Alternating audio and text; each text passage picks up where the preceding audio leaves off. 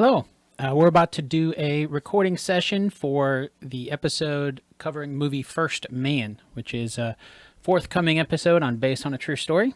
So this recording session, it's been a little while since I've done one of these, streamed it live, but the basic process, if you recall, if you've seen any of the other recording sessions, I'm not really going to focus on the live stream that much. I do have the chat open up on this computer over here. So I will check it periodically, but for the most part, I'm just going to record, and you'll see all the mistakes that I make and so on. And of course, I'll edit the episode down in a different at a different time, and I may do that in a live stream as well.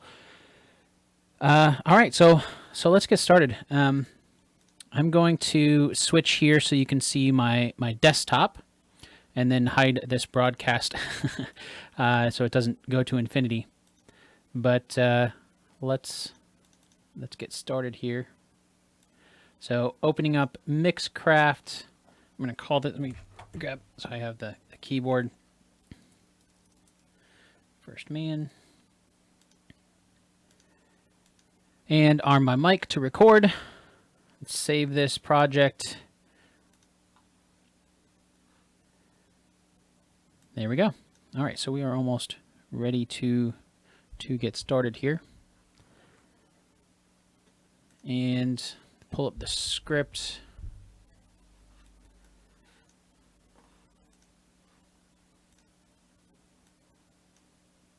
All righty. So we are about ready to start recording. Here we go.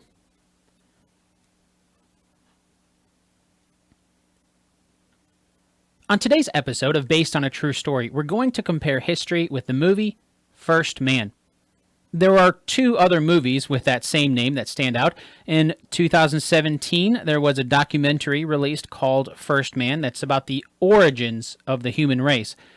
But we're also... nope, that's not right.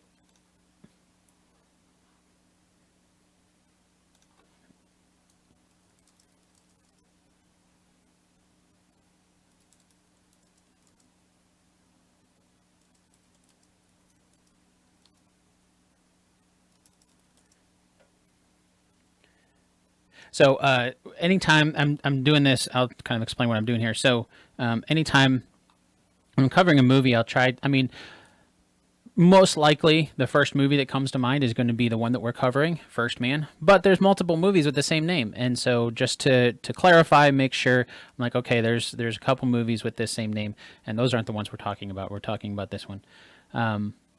So just, I like to include that. So let's do that over. On today's episode of Based on a True Story, we're going to compare history with the movie First Man. Now, there are two other movies with the same name that stand out. In 2017, there was a documentary released called First Man, and that's about the origins of the human race. Well, we're not covering that one today. Nor are we covering the 1997 movie called The First Man, starring Heather Graham, about the very first alien man to arrive on Earth. Although, I guess in some ways you could say that Neil Armstrong was the first alien man to stand on the moon. At least as far as the moon is concerned, he was an alien.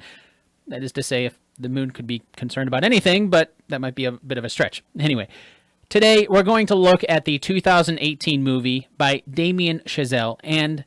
Oops. Not and.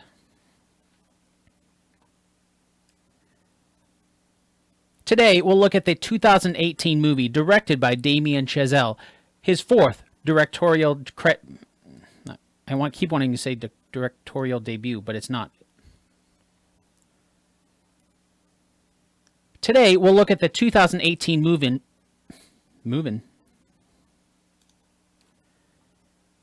Today, we'll look at the 2018 movie directed by Damien Chazelle, his fourth directorial credit behind a musical in 2009 called Guy and Madeline on a Park Bench, and two movies you've probably heard of, 2013's Whiplash and 2016's La La Land. On the other side of the camera for First Man is Jason Clarke, Claire Foy, and Ryan Gosling, who of course was also in La La Land. The movie was adapted for the screen by Josh Singer, who wrote the screenplay for many movies that are based on a true story, like The Fifth Estate, The Post, and even one movie that we've covered here on this podcast, Spotlight. Josh adapted the screenplay off the only official biography of Neil Armstrong. That book is also called First Man, The Life of Neil Armstrong. Oops. Josh adapted the screenplay off of the only official. The reason I stopped it before, I forgot Neil A. Armstrong. Josh adapted the screenplay off the only official biography of Neil Armstrong. That book is also called First Man, The Life of Neil A. Armstrong, and it was written by James R. Hansen. Are you ready to hear the tale of the first man who walked on the moon? I'm Dan Lefebvre, and this is based on a true story. Okay, so that's the introduction. We'll do our little two truths and a lie game, setting this up now. Before starting our story today, there's two things we need to do. If you're a longtime listener, you already know what they are. But if you're new to the show, welcome. The first thing we need to do is to set up our game. Two truths and a lie. Here's how it works. I'm about to give you 3 facts. 2 of those facts are true, and one of them is an all-out lie. Your task throughout this episode is to find out which one is the lie. Are you ready? Okay, here they are. Number 1. Neil Armstrong's only child, Karen, died at a young age. Number 2, Neil Armstrong almost died in a test flight before the Apollo 11 mission. Number 3, Neil Armstrong, Buzz Aldrin, and Mike Collins were... Number 3, Neil Armstrong, Buzz Aldrin, and Mike Collins were the astronauts for Apollo 11. Got him? Okay, now as you're listening to our story today, keep your ears peeled because somewhere throughout the episode I'll mention 2 of the facts. Those are the true facts. And then by a simple process of elimination, you'll know which one is a lie. And of course, we'll do a recap at the end of the episode to see how well you did. Now, the last thing to do before getting to our story today is a quick recap of what we've covered on the producer's feed recently. Let's see, we've got some supplemental content to the episode with Michael Troy about AMC's Turn. When I shared an old podcast episode I did interviewing the VFX supervisor working on Turn. There were also 2 mini-sodes on the producer's feed since the last time I talked to you, one covering Gladiator and the other covering Fried Green Tomatoes. Adding all that up, that's a few extra hours of bonus content over on the producer's feed. And that's not to mention the dozens of hours of previous bonus content. I think we're up to 29 mini-sodes on the producer's feed now and hours of supplemental content too. So it's almost like a whole other podcast. Now, if you want to get access to the producer's feed, all you have to do is to sign up to support the show, really for whatever you want. It's a completely pay-what-you-want model. It's just my way of saying thank you to the awesome people like Tammy, who is helping me pay the bills around here and keep the podcast going for yet another episode. Now, if you want to be one of those amazing folks, just like Tammy, you can do what she did and head on over to basedonatruestorypodcast.com/support. Once again, that's basedonatruestorypodcast.com/support. All right, now let's begin our dive into the true story behind the movie, First Man. Okay, that's the end of that. So I'm going to give myself a little bit more space in the editing here. Control-S to save. Always a good idea to save. And let's go. Let me check this. Let me check over here real quick.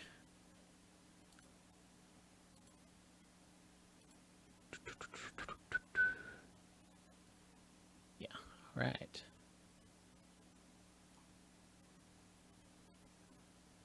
Hello to whomever is watching. All right, continue on.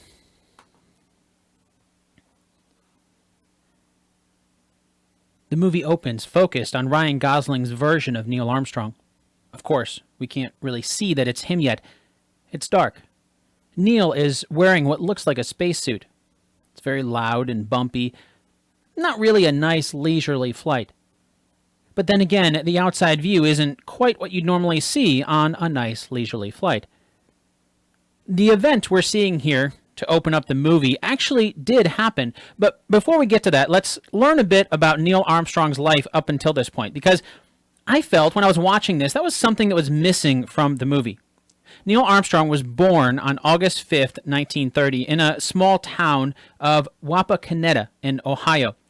That's about 76 miles or 122 kilometers to the west of Columbus, Ohio, and about 60 miles or 100 kilometers or so to the east of Fort Wayne, Indiana. Today, you can find the Armstrong Air and Space Museum in Wapakoneta.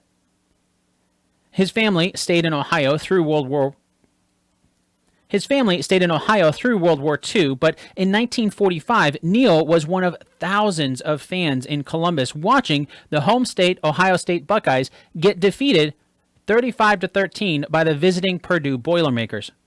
As the story goes, it was that game that convinced a young Neil Armstrong to change his college plans from MIT to Purdue. After graduating from Purdue University in Indiana, Neil Armstrong joined the U.S. Navy. It's not too surprising, though, when you consider that his college was paid for by the Navy as part of the Holloway Plan. That's a program named after Rear Admiral James Holloway. Did I say Holiday? Holloway. After graduating from Purdue University in Indiana, Neil Armstrong joined the U.S. Navy. It's not too surprising, though, when you consider that his college was paid for by the Navy as part of the Holloway Plan, a program named after Rear Admiral James Holloway in the post-World War II U.S. military that partnered with colleges to provide education for future officers. The way the program worked was if you did 2 years of college, then you'd do 2 years of flight training, followed by 1 year of service in the Navy as an aviator, and finally go back to college to finish the last 2 years of your degree. At least that's how it worked for Neil Armstrong. I'm sure others worked in a different, similar fashion, but different, not necessarily always going into aviation. But that was the deal, to get the Navy to pay for your college, and that was the deal that Neil agreed to. He started college in 1947 when he was only 17 years old. 2 years later, in 1949, Neil reported to his flight training in the U.S. Navy. It only took about a year, but on August 23, 1950, Neil Armstrong graduated training and became a full-fledged naval aviator. Of course, as a fan of history, you might have an idea of what else was going on around this time. Just a few months before Neil Armstrong's graduation, on June 25, 1950, the United Nations officially condemned the North Korean government's actions as they invaded South Korea. That kicked off the United States' involvement in the Korean War. Neil Armstrong flew a total of 78 missions during... Neil Armstrong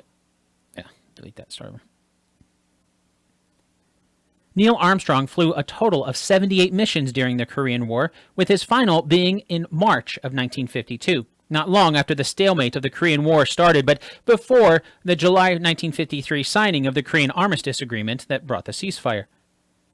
It was after the war that Neil returned to Purdue to finish out his degree. The next few years would significantly change Neil's life. He graduated from Purdue in 1955, and that's where he met Janet Sheeran. The two were married on January 28, 1956. Between his graduation in 1955 and marrying Janet in 1956, though, Neil got a job in Cleveland, Ohio as a test pilot for the Lewis Flight Propulsion Laboratory.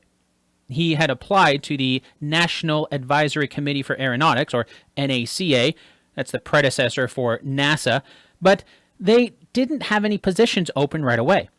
Eventually, they did, though, and by the time the summer of 1955 rolled around, Neil was working at NACA as an experimental test pilot. Back in the movie, we're still inside Neil Armstrong's cockpit in that opening sequence of the film. The camera cuts to a shaky view outside the windows of the aircraft as we can see that Back in the movie, we're still inside Neil Armstrong's cockpit in that opening sequence of the film. The camera cuts to a shaky view outside the windows of the aircraft that we can see Neil is piloting. He's just above the clouds. Pulling back on the stick, Neil forces the plane higher. We can see the numbers on the altimeter climbing as the plane continues to shake and groan under the stress. Then, all of a sudden, it's quiet. The blue sky outside turns black, and we can see the curve of the earth reflecting off Neil's visor. We can see his pen floating. Neil grabs the pen and jots something down on the notepad. Over the radio, we can hear a man on the other end. Over the radio, we can hear a man on the other end. He states Neil is at 140,000 feet. Time to begin the descent. The number on the altimeter starts going down. Fast. 139,000, 138,000, 137,000, 136. Then, something goes wrong. Somewhere around 115,000 feet, the numbers stop falling. They start going back up. 116,000, 117,000, 120,000. Over the radio, we hear ground control tell him that he's bouncing off the atmosphere. Through some stellar piloting and a little help from the jet burst on the top of the wing, Neil manages to break through and continue his descent back to Earth.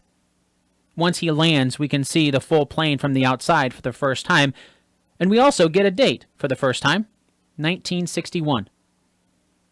Now, if you recall, Neil Armstrong started his career as a test pilot years before 1961. We just learned that. So, as you can probably guess, this flight that we see at the beginning of the movie was not the first test flight Neil Armstrong did. In fact, it wasn't the first flight in that same aircraft that we see in the movie, the X-15. He flew the X-15 a total of 7 times. And the first time was in 1960. And it's interesting that the movie says it's 1961 because it was actually on April 20th, 1962, during Neil Armstrong's 6th flight of the X-15 that he bounced off the atmosphere of the Earth like we see in the movie. He also didn't peak out at 140,000 feet above the Earth like the movie implies. Neil's X-15 reached a height of 207,590 feet that day. That's just over 39 miles high, or about That's just over 39 miles high, or about 63,250 meters and 63 kilometers. Fortunately, the X-15 aircraft was designed to go that high. It had control systems he could use that work outside the Earth's atmosphere. One thing the movie doesn't mention is that a part of Neil's mission. One thing the movie doesn't mention is that a part of Neil's mission that day was to test a new G-limiting device called the MH-96. The idea for the MH-96 was to limit the amount of G-forces the plane would encounter. While the X-15 started its descent, Neil purposely kept the nose of the aircraft pointed up so he could try to hit the 5G limit and then let the MH-96 kick in. But it never kicked in. Finally, ground control told him that he'd gone too far. He was getting too close to the massively populated area around Los Angeles. If something went wrong and caused the plane to crash, no one wanted it to happen around LA.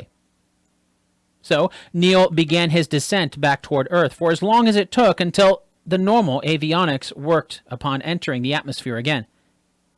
When they did, he turned around and went back to the dry lakebed landing zone where he was supposed to land. In all, that flight lasted about 12 and a half minutes and saw Neil's X-15 hitting a max speed of 3,739 miles per hour, or Mach 5.31. That's over 6,000 kilometers per hour, or over 5 times the speed of sound. And as amazing as that is, that wasn't the highest or fastest that the X-15 went. About 3 months after Neil's flight that saw him bouncing off the atmosphere with a max altitude of 207,590 feet, Major Robert White took the X-15... That's a tongue twister. Actually, let me see this. And there we go. I'm just going to do this whole part over again before I do that.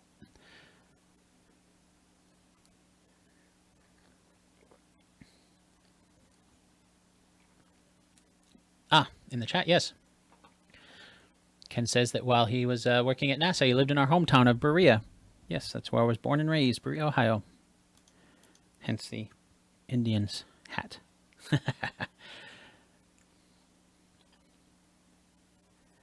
Save. Okay, so this is where I'm at. And as amazing as that is, it was not the highest or fastest that the X-15 ever went. About 3 months after Neil's flight that saw him bouncing off the atmosphere with a max altitude of 207,590 feet, Major Robert White took the X-15 up to 314,750 feet, or almost 60 miles up. It's almost 96 kilometers. For the record, the U.S. Air Force at the time considered space to be about 50 miles up, or about 80 kilometers. So that means Major White's flight on July 17, 1962, made him both the first person to fly at Mach 6, as well as the first person to fly a winged vehicle into space. Back into the movie's timeline, we cut to Neil Armstrong's home. Oops. Back in the movie's timeline, we cut to the Armstrongs' home. Neil is patting his young daughter. Do that over again. Whoops. I hit print screen instead of delete, so it wants to save that screenshot.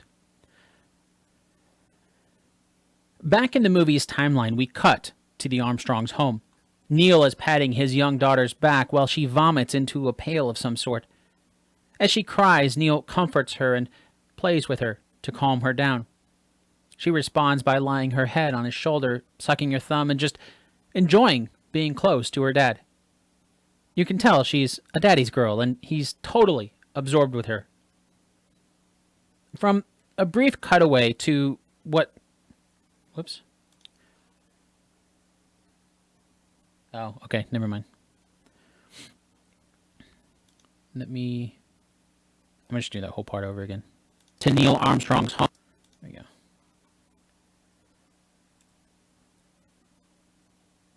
Back in the movie's timeline, we cut to the Armstrongs' home. Neil is patting his young daughter's back while she vomits into a pail of some sort. As she cries, Neil comforts her and plays with her to calm her down. She responds by lying her head on his shoulder, sucking her thumb, and just enjoying being close to her dad. You can tell she's a daddy's girl, and he's been totally absorbed by her. From our brief cutaway to what looks like paperwork, we can tell that her name is Karen Armstrong. There are a few other clues about what's going on, why she's not feeling so well, just by looking at the paperwork, too. For one, it's from a place called Daniel Freeman Memorial Hospital. Secondly, along the headline of the paperwork, we can see for it's something about cobalt therapy. The camera cuts to Neil alone in his study. He's on the phone talking about a procedure as he looks over more handwritten notes on his desk in front of him. The notes mention a radiation session, side effects, and more. There's one sweet scene with Neil sitting alongside his daughter's bedside. He's watching over her, playing with her hair as she's sleeping. It's one of those times that, as a father, you can recall for years to come. To take a mental photograph of that moment. In the next scene, it's heartbreaking for the Armstrong family. Neil and his wife, Janet, who's played by Claire Foy, are adorned in black. A small boy stands by his parents as they watch a casket being lowered into the earth. Neil's hands are fiddling with a bracelet, the same bracelet we saw Karen wearing in the scene just before this one. Of course, we don't really know exactly what it was like in real life, but unfortunately this plot point in the movie is true. Karen Armstrong was born on April 13th, 1959. Neil called her Muffy, a shortened version of Muffin. When she was just a toddler in 1961, Karen was playing at a park when she fell. Immediately, Neil and Janet knew something was wrong when they saw blood coming out of her nose, and her eyes didn't seem to be focusing on things properly. At the hospital, the doctors ran some tests, and that's when they found out Karen had a malignant tumor growing on her brainstem. The next few months had to have been a living hell for Neil and Janet, as they and the doctors that treated Karen tried their best to treat the young child. Unfortunately, the tumor proved to be inoperable. I'm reminded of the words of King Theoden from Lord of the Rings. No parent should ever have to bury their child. In January of 1962, that's exactly what Neil and Janet Armstrong faced. Karen's cause of death was pneumonia, something that her little body wasn't strong enough to fight because of the tumor, and probably the doctors were using treatments.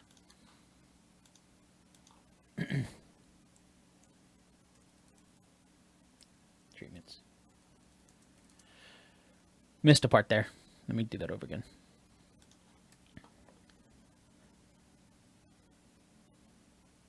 Unfortunately, the tumor proved to be inoperable.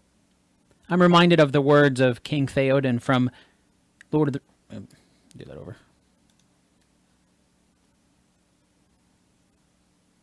Unfortunately, the tumor proved to be inoperable. I'm reminded of the words of King Theoden from Lord of the Rings. No parent should ever have to bury... Not ever. Unfortunately, the tumor proved to be inoperable. I'm reminded of the words of King Theoden from Lord of the Rings. No parent should have to bury their child. In January of 1962, that's exactly what Neil and Janet Armstrong faced. Karen's cause of death was pneumonia, something her little body wasn't strong enough to fight because of the tumor and probably the treatments the doctors were using to try to fight the tumor. She died on January 28th, only a few months away from her 3rd birthday. While we'll never know exactly what it was like for Neil and Janet to bury their baby girl that cold winter's day, what we do know is that the movie was correct in showing that they had another child. Eric was born in 1957, making him just 5 years old as he had to cope with the loss of his baby sister. Then in 1963, Neil and Janet had another son, Mark, but that's getting a bit ahead of our story. Back in the movie, in the wake of the tragedy, Neil throws himself into work. He's back at his desk almost immediately. His supervisor, no doubt worried about his focus, tells Neil that his next flight has been canceled. Instead, he's told to focus on writing up the report from his last flight. In other words, he's grounded. Frustrated, Neil looks at the paperwork strewn across his desk. Hidden beneath a typed memo is a paper that catches Neil's eye. All we can see is a headline that reads, NASA to select astronauts for Project Gemini. And while it's really hard to see, when I pause the movie, I'm pretty certain that the paper is dated April 27th, 1962, with the location of Edwards, California, named as well. Of course, the movie's details here are highly dramatized, but the basic gist is true. There are some things that don't get documented in history, though. For example, the thoughts going through Neil and Janet Armstrong's mind in the wake of little Karen's death. What we do know is that the date on the newspaper, being April of 1962, is correct. That's when NASA first announced that they were taking applications for a group of astronauts to join Project Gemini. Now, as a quick side note, I found it interesting that the movie they pronounce it Gemini. Well, I've always heard it pronounced Gemini, maybe because I grew up near Cedar Point Amusement Park in Ohio, and they have a roller coaster called the Gemini. But hey, pronunciations are a dime a dozen. Everyone pronounces things differently, and everyone always insists that their pronunciation is the correct one. That should never be anything that we let distract us from the story. Speaking of which, something the movie doesn't mention was the significance of this round of applicants. This was not the first time that NASA put out a call for astronauts, but it was the first time that NASA opened up the applications to civilians. Prior to April of 1962, the only people who could apply to be an astronaut were military test pilots. The reason for that simply had to do with security clearances. Military test pilots? Prior to April of 1962, the only people who could apply to be an astronaut were military test pilots. The reason for that simply had to do with security clearances. Military test pilots already had security clearance, and civilians did not. Even though Neil Armstrong had spent time in the Navy, at this point in his career, he was a civilian test pilot. That meant he couldn't apply, at least not until April of 1962. And just like the movie shows, Neil Armstrong did apply. Although the movie doesn't really mention that Neil Armstrong's application nearly didn't make the cut. You see, Neil Armstrong didn't actually manage to get his application in until the second week of June in 1962, and the deadline was before that, June 1st. Fortunately, though, one of the guys that Neil worked with at Edwards Air Force Base noticed his application and, without anyone's knowledge at the time, added it to the pile of applicants. In the movie's next scene, we can see Neil sitting down in a hallway alongside others interviewing for Project Gemini. There's at least 6 on screen that I can see, most of them in military uniforms, but Neil and another man are in suits. They're the only 2 civilians applying, at least in this scene. He introduces himself to Neil as Elliot. Text on screen tells us that it's at Ellington Air Force Base. They're selecting astronauts for Project Gemini. The date given on screen is August 13th, 1962. That is true, although it's worth pointing out that the date of August 13th doesn't necessarily indicate when Neil Armstrong officially became an astronaut. While I couldn't find anything in my research to say that Neil was sitting in a hallway at Ellington on August 13th, like we see in the movie, what we do know from history is that it was 1 month later, on September 13th. While I couldn't find anything in my research to say that Neil was sitting in the hallway at Ellington on August 13th, like we see in the movie, what we do know from history is that it was 1 month later, on September 13th, 1962, when Neil Armstrong received the phone call from NASA's first Chief of the Astronaut Office, Deke Slayton, to let him know that he was one of 9 men who were now officially NASA's second group of astronauts. Neil was one of 2 civilians in the group. The other was the other man that we saw sitting in the hallway with... Neil was one of 2 civilians in the group. The other was the other man that we saw sitting in the hallway in the movie with Ryan Gosling's version of Neil Armstrong, a man by the name of Elliot See. Now, as a quick refresher, as far as the movie is concerned, Deke Slayton is played by Kyle Chandler, while Elliot See is played by Patrick Fugit. Back in the movie, after joining Project Gemini, Neil moves his family to Houston, Texas, so he can be closer to astronaut families. Back in the movie, after joining Project Gemini, Neil moves his family to Houston, Texas, so they can be closer to other astronaut families and the Space Center in Houston. At home, Neil and Janet Armstrong have another baby boy. His name is Mark, giving the 2 happy parents 2 happy boys. At work, Neil is part of the space race between the United States and the Soviets. The U.S. is falling behind the Soviets at every turn. Just after Neil is tasked with being the commander of Gemini 8, he's given more tragic news. This time, it's the friend that he made in the hallway earlier in the movie, Elliot See. He and another pilot named Charles Bassett are killed in an airplane crash. The movie does a pretty good job of sticking to these plot points that actually happened here. We already talked about the Armstrong's new baby boy, Mark. As we learned earlier, Mark was born on April 8th, 1963. And as a little bit of trivia, Mark Armstrong lent his talents to the movie as he played Paul Haney, who, in turn, was NASA's public affairs officer and the voice of the Gemini and Apollo missions in the 1960s. Now, even though we haven't mentioned it yet, the reference in the movie where the American astronauts are watching the Soviets make new strides in space-related technology was also true. This back and forth between the Americans and Soviets in the post-World War II decades of the 1950s and 1960s is what we now know as the space race. Basically, both countries... Oops. Start that part over again.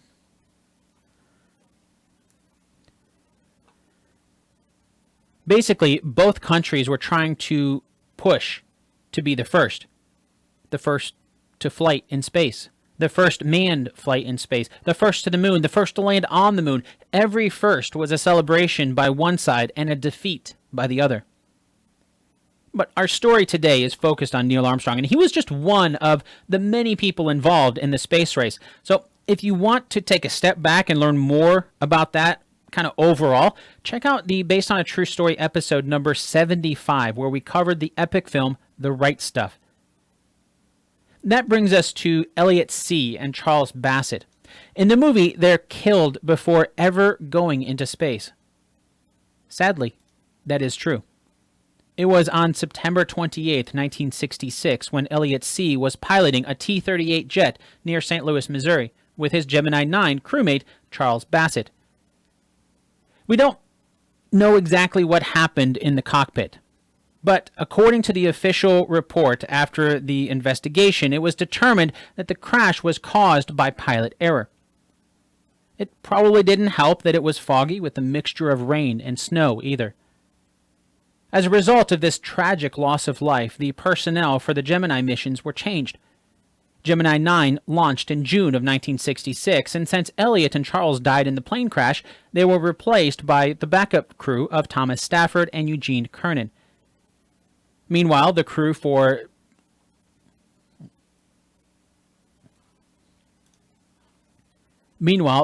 planned for Gemini... I'm going to say Tyne. It's a mixture of 9 and 10. Whoops. Hold on.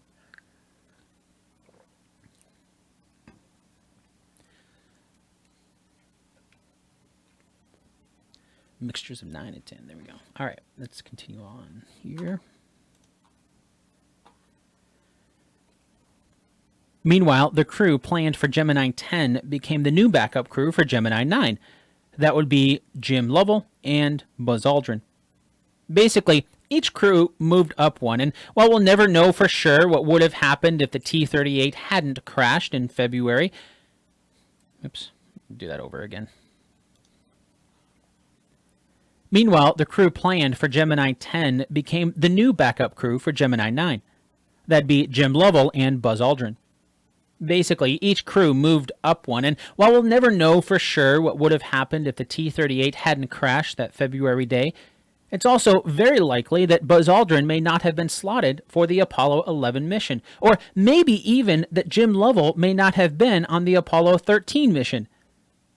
Which makes you wonder how those missions would have been altered. History, as we know it today, might have been very different. Going back to the movie, there's no time to mourn the loss of a friend. Neil and another astronaut named David Scott take off in Gemini 8. Everything seems to go well until, well, they don't. As the movie shows, things start to go wrong after Gemini 8 docks with the Agena... Oops. Hold on. Neil and another David's... start over there. Let me save this real quick.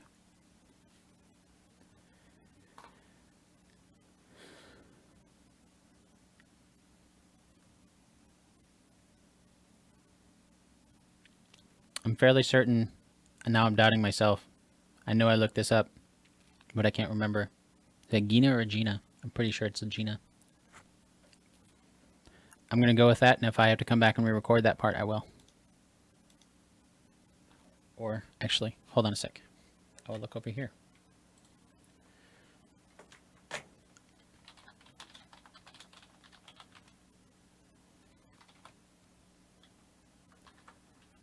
So normally, like from pronunciations and stuff like that, I will look them up and type them out. Phonetically, type them out phonetically, if I'm not sure. But sometimes I forget to do that, apparently. Hold on a sec. I'm going to switch headphones.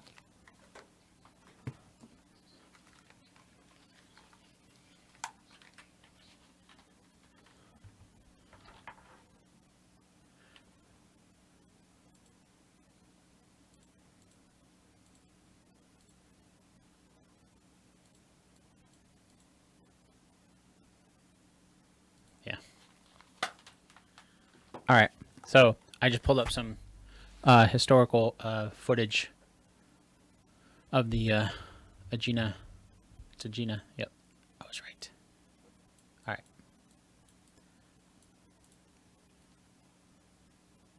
Alrighty, let's get back to it now. So, my keyboard for recording. I hold this in my lap so I can hit start and stop real quick. Keyboard shortcuts. Gotta love them.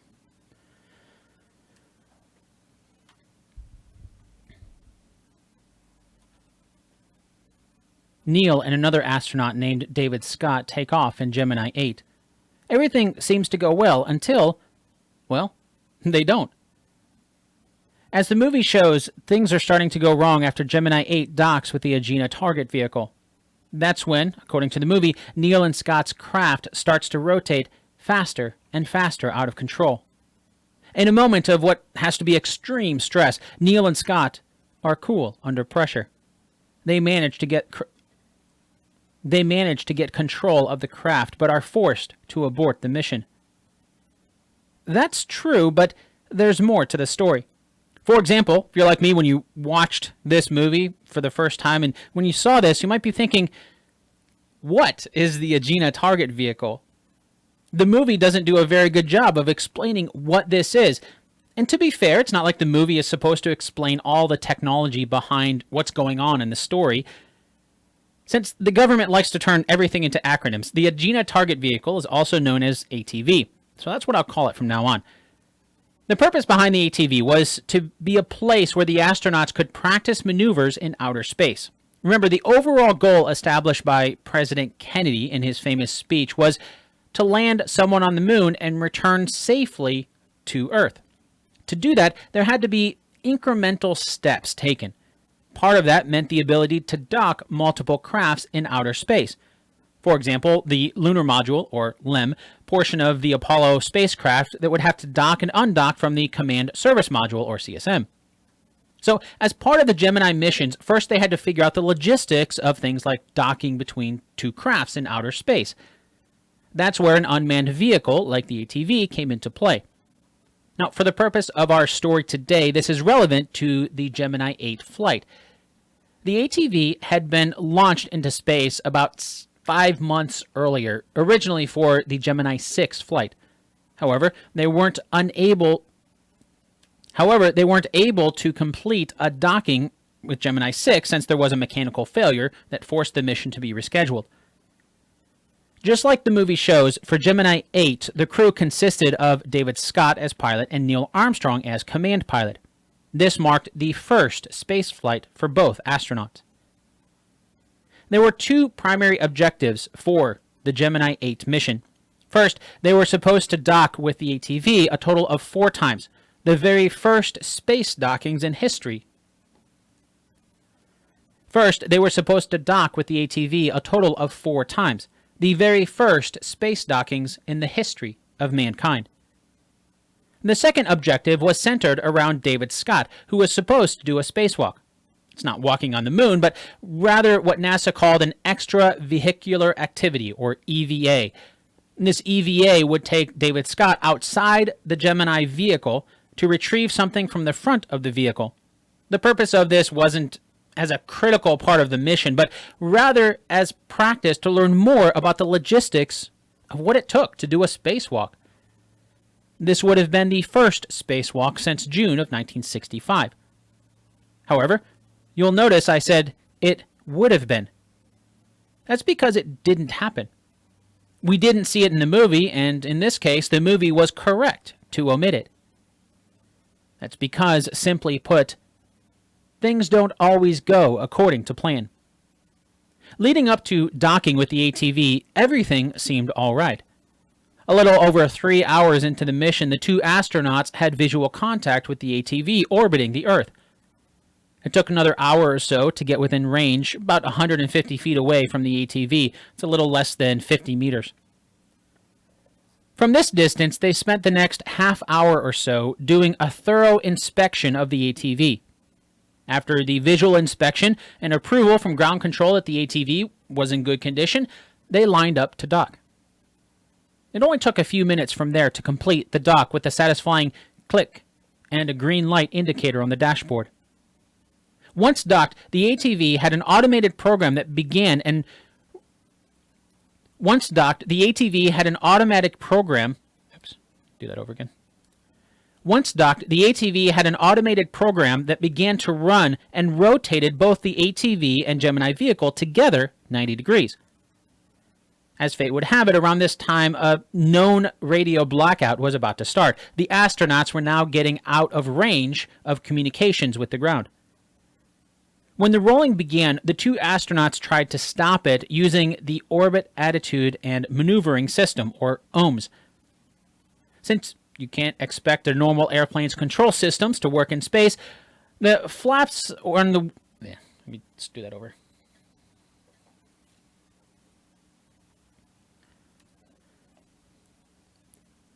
When the rolling began, the two astronauts tried to stop the rolling using the Orbit Attitude and Maneuvering System, or OMS. Now, since you can't expect a normal airplane's control systems to work in space, the flaps on the wings or the aliens... Aliens? Now, since you can't expect a normal airplane's control systems to work in space, the flaps on the wings or ailerons, jet engines themselves, and so on, the OMS systems were 16 different thrusters on the Gemini that allowed the pilot to control the craft's rotation and movements in space. These are what Neil Armstrong and David Scott used to try to stop the rotation once they docked with the ATV. And at first, it worked. Before long, the rotation began again. Neil noticed that the OMS fuel was only about 30%, so he thought maybe there was a problem with the Gemini. So instead of using the OMS to stop the rotation, the astronauts decided to undock from the ATV so they could basically take a step back, figure out what's going on. Except this caused a bigger problem. With the ATV and Gemini together, the mass of the connected crafts was much larger than when they were separated. So after the astronauts managed to undock with a burst of thrusters to get back up the Gemini away from the ATV, the Gemini started to rotate even more violently. And by violently, I mean violently. Records indicate their rate of rotation was somewhere around 296 degrees per second. Under these extreme conditions, Neil Armstrong kept a cool head. He turned off the OMS and instead used the thrusters from the Re-entry Control System, or RCS. The reason for this was because of the location of the thrusters. The RCS thrusters were located on the Gemini craft's nose. And it worked. The rotation slowed, then stopped. Around this time, the communications blackout was over. The Gemini was back in range and let ground control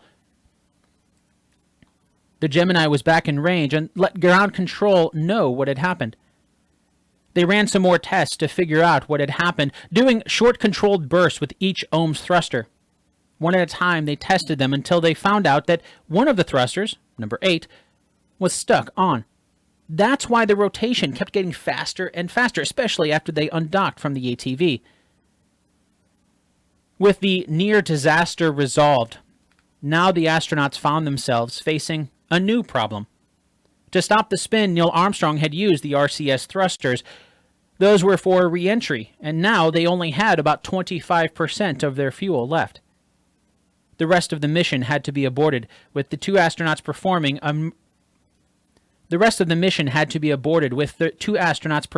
an emergency re-entry. Gemini 8 was planned to be a 3-day mission, and it ended up lasting 10 hours, 41 minutes, and 26 seconds. Back in the movie, tragedy strikes someone close to Neil yet again. This time, Neil is at the White House trying to convince the politicians that NASA's transition. This time, Neil is at the White House trying to convince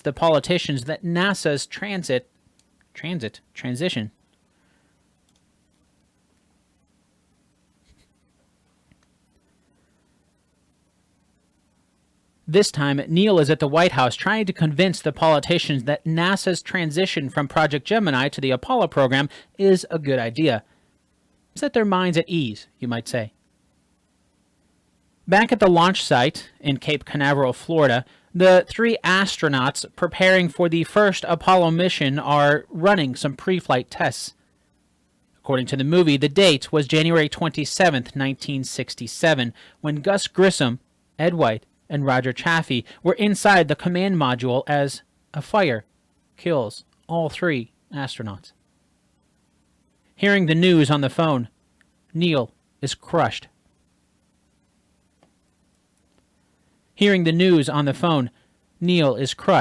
As is the wine glass that he was holding in his hand. It's a horrible tragedy, and unfortunately, it's one that actually happened. The date in the movie is correct, too. July 27th, 1967.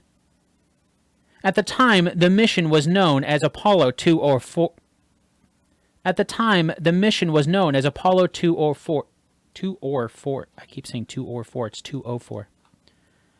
At the time, the mission was known as Apollo 204, or AS-204. The name was changed to Apollo 1 in the wake of the disaster.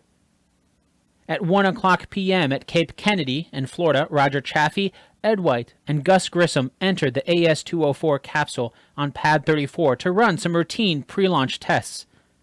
The launch itself wasn't scheduled until the following month on February 21st. Oh, and as a little side note, today that location is known as Cape Canaveral, but in the decade between 1963 and 1973, it was Cape Kennedy. Their purpose that Friday was to run through what was known as a plugs-out test. In other words, they'd run through the entire countdown sequence from inside the AS-204 command module mounted on top of the Saturn rocket, just like if it were real. In other words, they'd run through the entire countdown sequence from inside the AS-204 command module mounted on top of the Saturn rocket, just like if it were the real thing. The key difference being that the rocket had no fuel in it, so it wasn't going to take off. In the movie, we see there's a problem with the communications between the astronauts and the command module and ground control. That happened, but the movie speeds up the timeline a bit. By that, what I mean is that the communication problem wasn't the first hint that something was off. Almost as soon as Gus Grissom got into the command module, he made a comment that there was a quote-unquote sour smell once he hooked up his suit to the craft's oxygen supply. The astronauts took the time to delay the pre-launch tests The astronauts took the time to delay the pre-launch test while they investigated. But they must not have found anything because soon after, Gus made the decision to move forward with the test. Soon after that, another problem arose when the master alarm went off inside the command module. The alarm was due to high oxygen flow, and yet again the countdown was delayed while they tried to figure it out. Working with the team on the ground, they eventually decided the alarm must have been triggered because the crew inside the... do that again. Working with the team on the ground, they eventually decided the alarm must have been triggered because the crew inside the command module was moving around too much. Only after these issues delayed the countdown did the communication problem occur. That happened at 5:40 p.m., so over 4 hours after they entered the command module. The movie even got the line where we hear Shea Whigham's version of Gus Grissom say something correct. The real Gus Grissom complained about the lack of communication, saying, quote, "How are we going to get to the moon if we can't talk between 3 buildings?" End quote. He said that at 6:30 p.m., after almost an hour of no communication with ground control had delayed the countdown yet again. 1 minute later, at 6:31 p.m., the voltage in AC bus number 2 surged. Of course, no one knew it at the time, but in the investigation afterward, this surge is pointed to as the start of a possible short circuit in the system. Seconds after the record of the surge in voltage, the cockpit recorder caught one of the astronauts say something that no one wanted to hear. We don't know for sure which of the 3 astronauts it was, but NASA's official description of the event indicate it was probably Roger Chaffee. "Flames," said the voice. Ed White's voice was next to be recorded only 2 seconds later. "We've got a fire in the cockpit." A few seconds later, Roger Chaffee spoke again.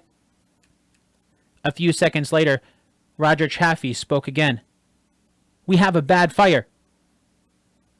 In all, from that first warning of flames in the cockpit to the last communication, 17 seconds. According to NASA's report on the tragedy, the astronauts didn't have a chance. The command module's hatch was held closed by two things: the interior pressure of the command module that was higher than the atmosphere outside, kept the hatch shut, but there were also latches, each of them requiring a ratchet to tighten or loosen. With the difference in pressure, the fastest way they could have opened the hatch would be a minimum of 90 seconds. Not only that, but the hatch opened inward, making it tough to open from the inside anyway. In the movie, we don't see anyone outside the command module as the fire takes place. And while that's sort of true, it's not like everyone left them alone. Remember, they were already trying to figure out the communication problem. 3 minutes after the first fire. Not first. 3 minutes after the fire started, there were men on the other side trying to open the hatch. 2 minutes later, it was opened. 5 minutes had passed since the fire started. It was already too late. Roger Chaffee, Ed White, and Gus Grissom perished within the first 30 seconds of the fire. Heading back to the movie, we see another date on screen, 1968. Neil's own life is nearly snuffed out when he's testing a very strange-looking lunar landing research vehicle. The craft spirals out of control, and Neil has just a fraction of a second to pull the cord to eject from the doomed craft. There's a massive explosion, but Neil's chute manages to whisk him away to safety. That was a close call. Too close. Despite this near-death experience, Kyle Chandler's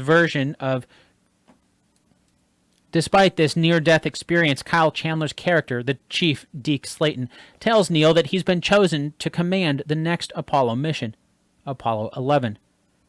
Not only that, but Apollo 11 is the first mission with a goal of landing on the moon. That all happened, but the movie really speeds up the timeline here. The near-death crash happened on May 8th, 1968.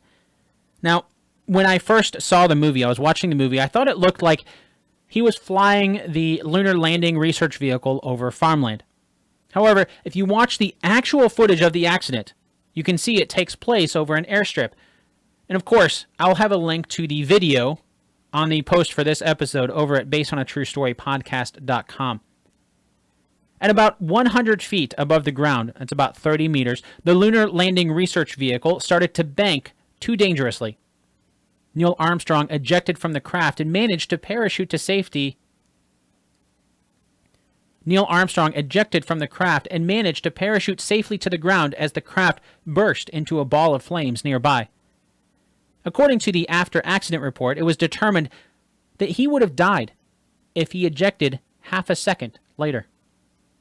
The crew for Apollo 11 was officially selected about 8 months after Neil's crash in January of 1969. The launch was scheduled for 6 months later on July 16th. Just like the movie shows, the 3 astronauts assigned to Apollo 11 were Commander Neil Armstrong, Lunar Module Pilot Buzz Aldrin, and Command Module Pilot Mike Collins. Speaking of the movie, back in the film, it's time for the Apollo 11 mission. We see the 3 astronauts. Of course, Neil Armstrong is played by Ryan Gosling, Mike Collins is played by Lucas Haas, and Buzz Aldrin is played by Corey Stoll. Once they get close to the moon, it's Buzz and Neil who head into the lunar module, or LEM for short, to prepare for landing. Mike stays behind. This is when things start to go awry. As they're nearing the landing site, Buzz points out that the rocks are the size of cars. They're way too big. We can't land here. Neil takes over manual control and pilots the craft over the designated landing site with only 3% of their fuel left. There were only seconds left until they'd have to force abort the mission so close to the moon. Then, they land. After a moment of pause in the quiet that followed moments of panic and blaring alarms, Ryan Gosling's version of Neil Armstrong tells the command center back. Oops.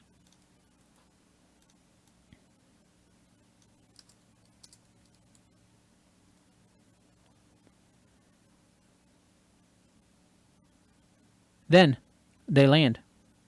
After moments of pause in the quiet that followed moments of panic and blaring alarms, Ryan Gosling's version of Neil Armstrong tells the command center back on Earth, "Houston, Tranquility Base here. The Eagle has landed." That really was something Neil Armstrong said. Although he wasn't trying to wax poetic, Eagle was the name of the lunar module for Apollo 11. Apollo 11 launched at 9:32 a.m. on July 16th. Over 4 days later, at 4:17 p.m. on July 20th, 1969, Neil Armstrong said those words to let ground control know they had landed on the moon at a location known as the Sea of Tranquility. They were officially the first humans to ever land on the moon. Since then, it's a phrase that's been repeated time and time again. Back in the movie, moments after landing, we see something we've all seen from the historical footage. Real quick, though, the movie speeds up the timeline yet again here. By that, what I mean is that the movie makes it seem like Neil Armstrong stepped out of the lunar module pretty quickly after they landed. However, according to NASA's official documents on the Apollo 11 mission, Neil Armstrong reported the Eagle has landed at 4:17 p.m. and 40 seconds on July 20th, 1969. Neil Armstrong's first step on the moon took place at 10:56 p.m. and 15 seconds on that same day, July 20th. Both of those times, by the way, are Eastern Daylight Standard Time. Why did I say standard? It's not going to be both. It's weird. Sometimes the mind says things weird. Good thing I caught it. Both of those times are Eastern Daylight Time. If you want to hear more about this, I've got a supplemental episode I'll be releasing on the producer's feed to go along with this that will have some of the official mission profiles of Apollo 11 from NASA to give more details. According to the movie, at the foot of the ladder, Neil tells Houston that the LEM footbeds are depressed into the surface about 1 or 2 inches. Actually, let me stop real quick. If you notice when you're watching the movie here, the voice about the LEM footbeds and what the surface of the moon looked like, that voice doesn't sound like Ryan Gosling. That's because the filmmakers used the real archival audio as a backdrop for the visuals they created. So, let's do the same thing. Let's have the real Neil Armstrong take it from here. Okay, so I'm going to edit that in post. Leave myself a marker to edit that in. So that's going to be his official, one small step for man, that kind of thing.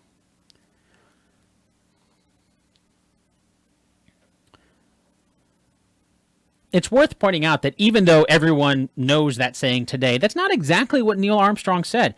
In an interview soon after the Apollo 11 mission returned home, Neil explained that he actually said, quote, "One small step for a man, one giant leap for mankind," end quote. The word "a" wasn't heard over the transmission. While that might seem an incredibly small detail for such a popular quote, the omission of the word "a" can change the meaning. Neil wasn't talking about man in some abstract sense. He was talking about how it was a small step for a man himself, but a giant leap for mankind overall. Back in the movie, at the very end of the Apollo 11 mission, we see Ryan Gosling's version of Neil Armstrong on the surface of the moon with the bracelet that his daughter, Karen, was wearing at the beginning of the film. It's the same bracelet he was holding onto so tightly at her funeral. With tears in his eyes, Neil looks out at the Earth across the void of space and drops the bracelet into the crater near their landing craft. The truth is that we don't know if that's true or not. What we do know is that, like everything else on the Apollo 11 mission, Neil Armstrong and Buzz Aldrin had objectives they were supposed to do on the surface of the moon. They took photographs. They performed experiments like studying the lunar soil and its properties. They set up equipment for experiments to be conducted from Earth, like seismic equipment that could be monitored on Earth to help get a better idea of the internal structure of the moon. They collected samples, including soil and 50 rocks totaling a weight of 50 pounds, or about 22 kilograms. They left a few things too. Of course, there's the American flag The movie doesn't show that, but the astronauts set up a 3-foot by 5-foot American flag. They also left a plaque that said, "Here men from planet Earth first set foot upon the moon, July 1996. What? They also left a plaque that said, "Here men from planet Earth first set foot upon the moon, July 1969 AD. We came in peace for all mankind." They even called then President Richard Nixon from the moon. Overall, the two astronauts were on the surface of the moon for a total of 2 hours and 31 minutes. The kicker here is that for about 11 minutes of that time, Neil Armstrong deviated from the experiments and sample taking. For that time, he did some exploring of his own. No one knows what he did. There's a great article I'd recommend you read on The Wrap by Beatrice Verhoeven. I'm going to mess that up. Verhoeven? Sometimes you can't look up. I tried to find pronunciation there, but do my best. There's a great article I'd recommend you read on The Wrap by Beatrice Verhoeven that dives into this in more depth. Neil never seemed to tell anyone what he did in those 11 minutes, but that article suggests that some folks close to Neil started to get the idea over the years after his return that maybe he did leave something personal behind on the moon. One of those people was biographer Jim Hansen, who wrote the book that the movie is based on and spent plenty of time with Neil Armstrong to do so. Did he leave something behind? Maybe the bracelet of his little girl, Karen? The truth is, we just don't know. But I'd like to think the movie got it right. I'd like to think that even though the accomplishment of being the first man on the moon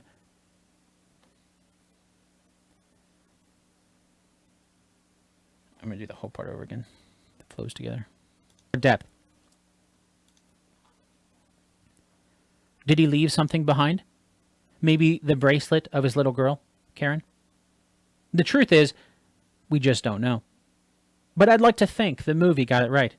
I'd like to think that even the accomplishment of being the first man on the moon wasn't enough to overshadow a father's love for his daughter. And that's the end. Let's do the outro now.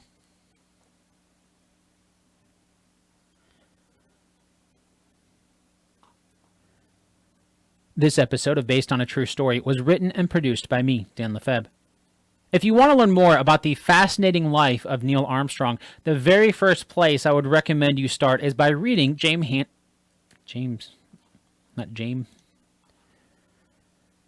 This episode of Based on a True Story was written and produced by me, Dan Lefebvre. If you want to learn more about the fascinating life of Neil Armstrong, the very first place I would recommend you start is by reading James Hansen's biography. That's the book that the movie is based on, and as I mentioned at the beginning of this episode, it is the only official biography of Neil Armstrong. Other sources used in this episode include the Smithsonian National Air and Space Museum, space.com, and, of course, NASA. They have a ton of great stuff on their site.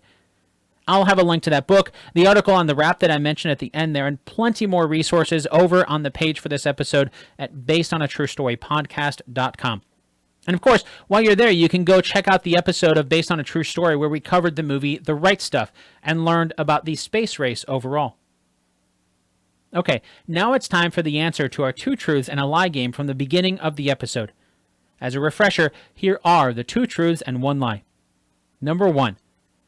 Neil Armstrong's only child, Karen, died at a young age. Number 2. Neil Armstrong almost died in a test flight before the Apollo 11 mission.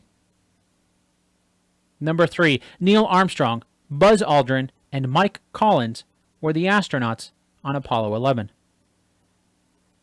Did you find out which one is a lie? Let's start with number 1. That is the lie. It's not true. The key here being the word only child. Not child. What?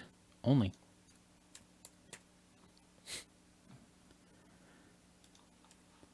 Did you find out which one is a lie? Let's start with the number 1. The number 1. What? Did you find out which one is a lie? Let's start with number 1. That's the lie. That is not true. The key here being the word only. Karen was Neil and Janet's only daughter, and she died at only 2 years of age. However, she was not their only child. Neil and Janet Armstrong also had 2 sons, Eric and Mark. As we learned, Mark was involved in the movie. That brings us... I know I wrote child because I was saying, the keyword is daughter. Instead of child, it would have been daughter because it was his only daughter, but, anyway. That brings us to number 2. That is true. In fact, you might say that Neil Armstrong defied death numerous times. There are the test flights, like the one where he bounced off the atmosphere that we saw depicted in the very beginning of the movie. And then there's the lunar landing research vehicle crash that he managed to live through as well. And finally, that brings us to number 3. That is also true. While most people focus on Neil Armstrong and Buzz Aldrin as the first humans to walk on the moon, if you recall from President Kennedy's goal, that was only half of the goal. Once you get there, you got to return safely to Earth. And it was Mike Collins who piloted. Finally, that brings us to number 3, and that is also true. While most people focus on Neil Armstrong and Buzz Aldrin as the first humans to walk on the moon, if you recall from President Kennedy's goal, that was only half of that goal. The other half was you have to return safely to Earth. And it was Mike Collins who piloted the command module back to our planet. And that brings us to an end of this episode. And before we go, there's one last thing I think that would be nice to do. I've never heard a podcast share the stats for each episode, but I'm a big fan of being as open as possible. So I figure why not? Maybe if you find out more about how much time and money goes into creating podcasts like mine, then maybe you'll start to appreciate all the podcasts you listen to for free, just a little bit more. With that said, here are the final stats for the creation of this episode. Today's episode took a total of 19 hours to create and cost me $49.47 in out-of-pocket expenses. It's probably worth pointing out that that time and cost is only for this one episode. It does not include the ongoing, hosting costs for the podcast or the website, the hardware and software, and all of those costs that go outside. It's just for this one episode, writing, researching, and producing this one single episode. Don't forget, you can help keep Based on a True Story ad-free and independent by supporting the podcast over at basedonatruestorypodcast.com/support. And as a way of saying thank you, you'll get access to a ton of bonus content on the producer's feed. For example, I've got some bonus supplemental content from NASA's archives about Apollo 11 to go along with this episode. Now, if you're not able to support the show monetarily, no problem at all. In the meantime,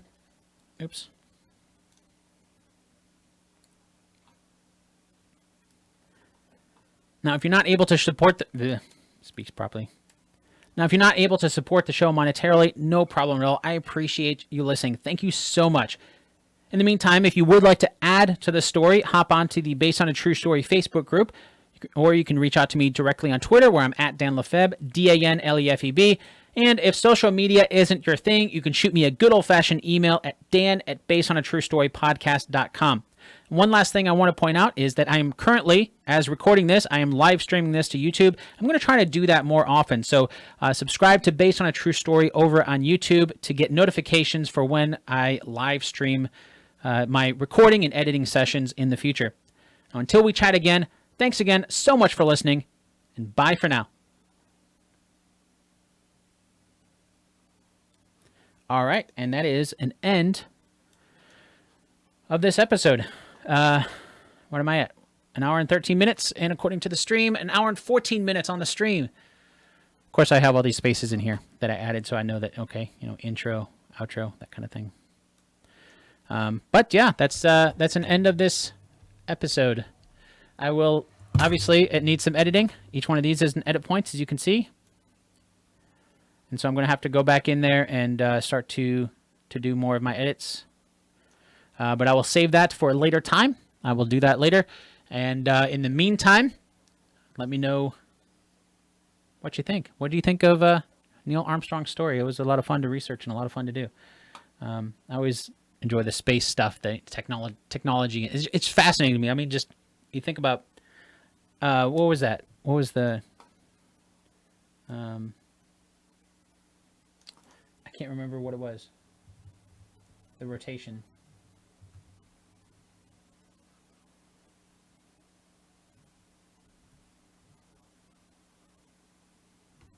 Yeah, 296 degrees per second. That is insane.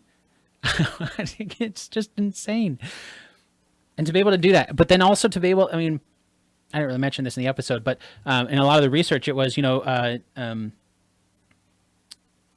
mean, David Scott afterwards, he was talking, he was just praising Neil Armstrong because he was saying that Neil Armstrong was essentially the one who was able to bring them back, and a big reason for that was because he knew that if he turned off the Ohm system, S stands for system, so saying Ohm system is redundant. But he turned off the Ohm's thrusters. Essentially, he knew that if he did that, and then he used a different set of thrusters because they were located on the nose, that he would be able to have a better chance at changing the rotation. Of course, it worked, but it was one of those things. If you're thinking about it, it's like, man, you're going that fast, you're spinning around that fast. Imagine what the G's are like in that, and you're just.